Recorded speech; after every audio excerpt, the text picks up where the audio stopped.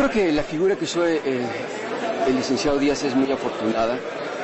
Y imaginémonos que alguien es dueño de todas las carreteras del país, como él decía, o de todos los aeropuertos. ¿Qué significa esto para las líneas aéreas o para los transportes rodantes? Si tienen que pagar ese peaje, y ese peaje es lo suficientemente alto, se establecen barreras de entrada artificiales en favor del que detenta esas redes de interconexión, en este caso Telmex. Esa es la interconexión. ¿Qué ha hecho Telmex hasta ahora en interconexión? Demorar, dejarlas caras. De repente sí puede haber incluso deterioro, como decía en la exposición también, del servicio.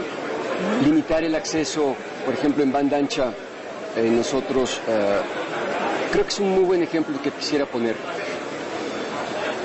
La banda ancha es una red que se conecta finalmente a una red mundial. El mercado de Estados Unidos es muy competitivo al respecto. De hecho, ahí se generó, ahí empezó. ¿Cómo se mide el acceso de banda ancha? Se mide por megas. Un mega en la frontera de Estados Unidos con México cuesta $6. Cuando cruza la frontera ya cuesta 15. Nosotros conseguimos ese mega en $15 en la frontera. Ese mega nos lo vende Telmex en muchas ciudades del país alrededor de $100, $150. Y en las ciudades donde no hay competencia, de las que habla en su spot, por cierto, y las que se refirió aquí el licenciado Gil Díaz, en esas ciudades ese mega nos lo puede vender en 200 y hay casos de $800. Entonces, bueno, es una barrera de entrada para que la gente accese a la banda ancha, que finalmente es el camino del desarrollo y competitividad futuro de la economía, ¿no? Sí, porque estamos hablando no únicamente de prestar un servicio y de tener más variedad como consumidores, estamos hablando, y lo hemos repetido, de un proyecto nacional, porque estas nuevas tecnologías no únicamente están destinadas al entretenimiento, sino también a la difusión, a la comunicación, a la información, a todo un proceso importantísimo. Y ibas a comentar, el senador, algo, pero antes, Alejandro, tú también agregabas a la pregunta que le había hecho al senador al salir del corte del bloque anterior, sobre pues lo que se está haciendo, lo que se está dejando de hacer y lo que se podría estar haciendo ya, independientemente de esperar los momentos de la legislación. No, únicamente mencionaba que de nuevo estamos regresando a que el problema es la ausencia de un regulador. O sea, Telmex básicamente está regulando solo. Y lo que señalaba yo es que, sin lugar a dudas, necesitamos un nuevo marco jurídico. No lo quiero poner en tela de juicio esa afirmación. Pero con el fallo de la Corte se podrían haber ya hecho muchas cosas que no se han hecho.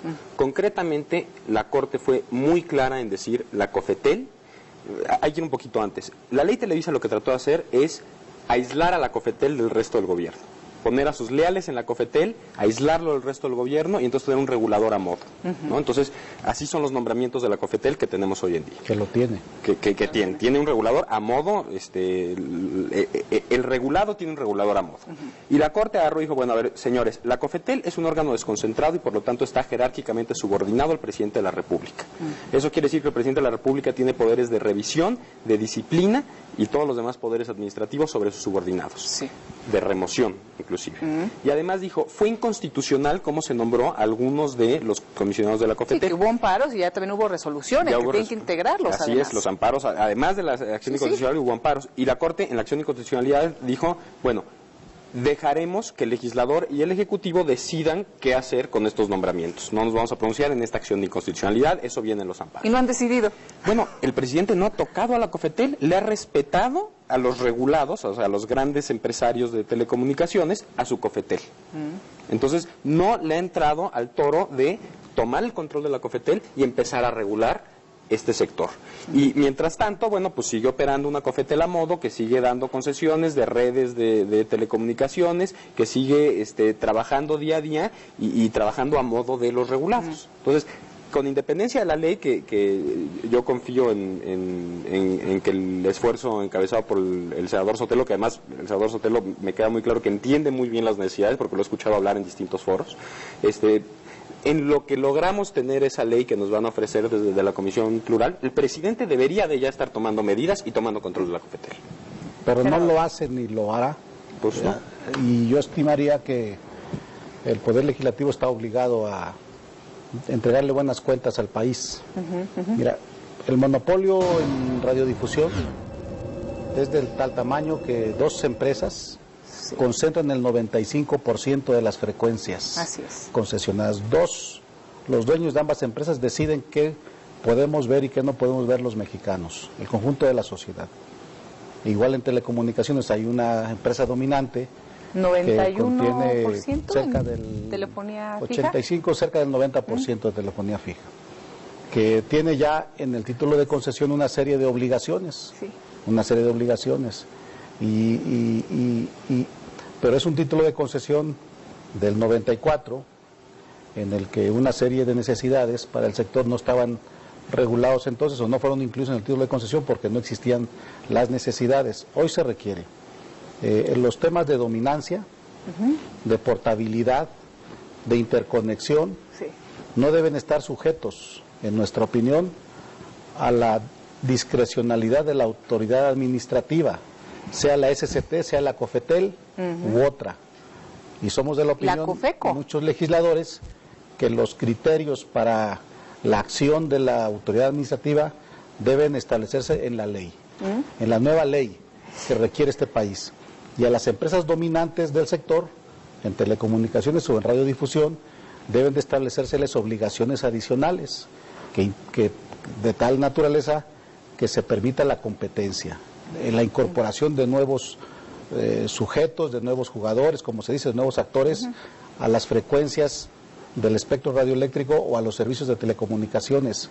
En México urge al menos una o dos o más cadenas de televisión de carácter nacional, nuevas opciones en radio, por supuesto en el tema de telefonía una mayor competencia, estableciendo los estándares internacionales. Pues sí, en otros países no se puede tener más del 27%, por ejemplo, de concentración en las concesiones. Aquí, como bien comentaba, senador, estamos hablando de hacer más o menos un 96% entre las dos televisoras. Se dice también que en la radio, ahora sí que, perdón Alejandro, con el tema de los abogados, pero dije, ¿qué está pasando en nuestro país en donde siempre se encuentra un resquicio legal para que una empresa que tiene una dominancia de este tamaño no sea declarada como tal? Porque hay que decirlo, que no está declarada como dominante. Y me parece que eso es facultad de la Comisión Federal de Competencia. Un corte y volvemos.